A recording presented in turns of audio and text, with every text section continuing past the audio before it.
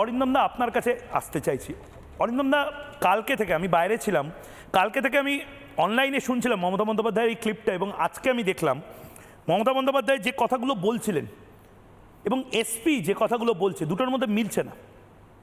আগে বলতাম পুলিশ মন্ত্রী অপদার্থ, এখন মনে হচ্ছে পুলিশ মন্ত্রী বোধহয় ইচ্ছাকৃতভাবে চিকেন স্নেকটাকে বা শিলিগুড়ি করিডোরটাকে অশান্ত করে দিতে চান, কারণ মমতা বন্দ্যোপাধ্যায় বোধহয় নিজে বুঝেছেন যে তিনি হারবেন।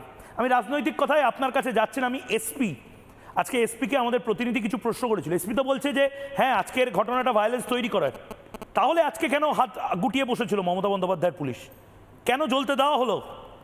দেখুন, কালকে পর্যায়ী শ্রমিক ইস্যু ছিল, ডেফিনেটলি উনি মারা গেছেন, তারপর ওনাকে ডাকা, মানে ওনার বডি আসলো, তো যা ছিল। লেকিন আজকে পর্যায়ী শ্রমিক বলে ইস্যু শুরু হয়েছিল, লেকিন ও খালি ওখানে ভায়োলেন্স করারই আলটিমেটলি চেষ্টা ছিল, যার জন্য পুলিশকে লাঠিচার্জ করতে হবে।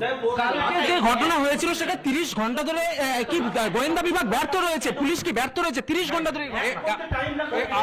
এই 30 ঘন্টার কথা তো আসেই না, আপনার হতে পারে this is maybe your version কি 30 ঘন্টা থেকে পুলিশ ব্যর্থ আছে। আজকে যে ঘটনা ঘটেছে সেটা তো বেলডাঙ্গা থানার একবারে পাশে, সেই ক্ষেত্রে পুলিশ কি করছে? তো পুলিশ লাঠিচার্জ করেছে, চলো বাস ভাঙচুর করে দেওয়া, গোয়েন্দা বিভাগ কি ব্যর্থ কোনোভাবে? অরিন্দম দা কি বলবেন? একটা এসপি হচ্ছে গিয়ে একটা ডিস্ট্রিক্টের মানে ভাগ্য বিধাতা। আমি বিস্মিত হচ্ছি ময়ূকবাবু যে একজন এসপি তিনি বলছেন যে ধৈর্য ধরছিলাম 30 ঘন্টা, টোটাল রাজপথ আজকে ন্যাশনাল ওয়ে আজকে প্যারালাইজড। আজকে সাংবাদিকদের যেভাবে মার্সিলেসলি মারছে, একটা সাংবাদিক, একটা মহিলা সাংবাদিক, সে চিৎকার করছে, 100 ফুট ছুটে যাচ্ছে, পুলিশ দাঁড়িয়ে আছে, কিছু করছে না, বলছে আমাদের কিছু করণীয় নেই।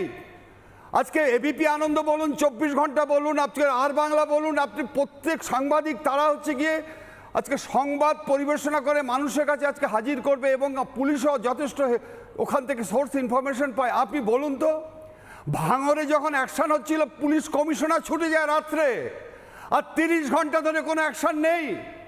আপনি আজকে মনে রাখবেন যে মার্চ 2023, মনে রাখবেন কথাটা, মার্চ 2023 শ্মশান যাত্রা শুরু হয়েছিল বন্দে ভারত। বন্দে ভারত ট্রেনটা যখন স্টার্ট করে এই মুর্শিদাবাদে তখন ঢিল মেরে আজকে কিন্তু র্যানসেক করে দিয়েছিল, এবং একজন বলেছিলেন যে ওটা হচ্ছে গিয়ে আজকে কিষানগঞ্জে হয়েছে। লজ্জায় মাথা নত হয়ে যায়। আপনি আমাকে বলুন এ কথা যে মনিরুল ইসলাম যে আজকাল হিজ লিডারশিপ, আজকে বিডিও সাহেব, বিডিও অফিস যখন র্যানসেক হয় আজকে তাকে পর্যন্ত অ্যারেস্ট করেনি। এই যে আজকে নামের উপর ভিত্তি করে, আমি বলছি মুসলিম, এরা মুসলিমের হচ্ছে গিয়ে কলঙ্ক। মুসলিম শব্দের অর্থ হচ্ছে শান্তি। আজকে দিনের পর দিন এদেরকে ইন্টেলিজেন্স দিচ্ছে। আপনি পরে দেখুন যে হরগোবিন্দ দাস এবং চন্দন দাসকে যখন হত্যা করে, যারা হত্যা করছিল তাদেরকে আজকে কারা হেল্প করেছিল, হাইকোর্টে রিপোর্ট দিয়েছিল যে ওখানকার রাজনৈতিক নেতারা দাঁড়িয়ে দেখেছে এবং পুলিশ দাঁড়িয়ে দেখেছে একই কারণে। কারণটা হচ্ছে তারা মুসলিম, এবং তারা আজকে যেভাবে দিনের পর দিন ইন্টেলিজেন্স দেওয়া হচ্ছে, এরা মুসলিমের কলঙ্ক। আমি একটা জিনিস, মানে অরিন্দম দা, আমি কোনো ধরনের কোনো আলাদা করে আইডেন্টিটিতে যাচ্ছি না, আমি একটাই জিনিস বলছি, এটা হতে দেওয়া হচ্ছে কেন? কারণ আপনি একটা জিনিস ঠিক বলেছেন, এই মনিরুল ইসলাম, আমি জানি না কোন হরিদাস পালে, মনিরুল ইসলাম সে বলছে ফারাক্কাকে অবরুদ্ধ করে দেবে।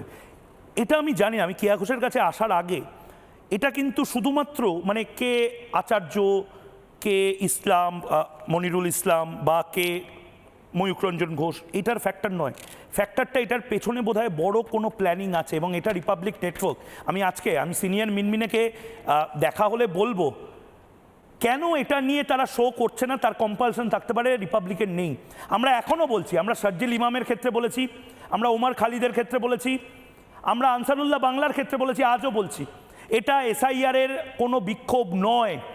আজকে এসপি সাহেব নিজে বলছেন যে কালকেরটা এসআইআরের ছিল, আজকেরটা নয়। এবং মনিরুল ইসলামরা এই সাহসটা পাচ্ছেন কোথা থেকে? আমার দ্বিতীয় প্রশ্ন কেয়া ঘোষের কাছে, ঠিক এই জায়গায় আমি কেয়া ঘোষের কাছে আসছি, কেয়াদি, কিন্তু আমি মনিরুল ইসলাম, আসলে মনিরুল ইসলাম মমতা বন্দ্যোপাধ্যায়ের কথাতেই কাজ করছেন না তো? কারণ মমতা বন্দ্যোপাধ্যায় বুঝে গেছেন পাবলিক ম্যান্ডেট তার কাছে নেই। এখন কেয়াস তৈরি করো, ভোটটা বন্ধ করো, রাষ্ট্রপতি শাসন যদি একবার ভুল করেও রাষ্ট্রপতি শাসনটা যদি ধৈর্য হারিয়ে ফেলে ভারত ঘোষণা করে দেয়, উনার সিম্প্যাথি ভোটে জিতে আসার 10% চান্স থাকলেও থাকতে পারে। আদারওয়াইজ মনিরুল ইসলামদেরকেই খেপিয়ে এই কাজ করতে হবে। মনিরুল ইসলাম কি বলেছিলেন, ফারাক্কা অবরুদ্ধ করে দেবো, একদম এই সিদ্দিকুল্লাহ চৌধুরী স্টাইলে কি বলেছিলেন শুনি। আমাদের তৃণমূলের তরফের থেকে আমি যদিও এসপি লেভেলে কথা বলেছি, ওপরেও কথা বলেছি, আর যেন এই বিডিও অফিসে যে ঘটেছে একটা জনবিস্ফোরণ হয়েছে, মানুষের বহিঃপ্রকাশ হয়েছে, এর বাইরে যদি একটা লোককে গ্রেপ্তার করা হয় তাহলে কিন্তু ফারাক্কা ব্লককে অচল করে দেওয়ার কথা কিন্তু আমি বলেছি। তার জন্য কথা দিয়েছে, যা হয়েছে হয়েছে, আর কাউকে আমরা ধরপাকড় করবো না, গণতান্ত্রিক পদ্ধতিতে আমরা আন্দোলন করব। নানা ধরনের কন্টেন্ট দেখার জন্য লাইক করুন, শেয়ার করুন আমাদের ফেসবুক পেজ, সাবস্ক্রাইব করুন আমাদের ইউটিউব চ্যানেল। পাশাপাশি অন্যান্য ব্রেকিং নিউজের জন্য অবশ্যই চোখ রাখুন রিপাবলিক বাংলায়।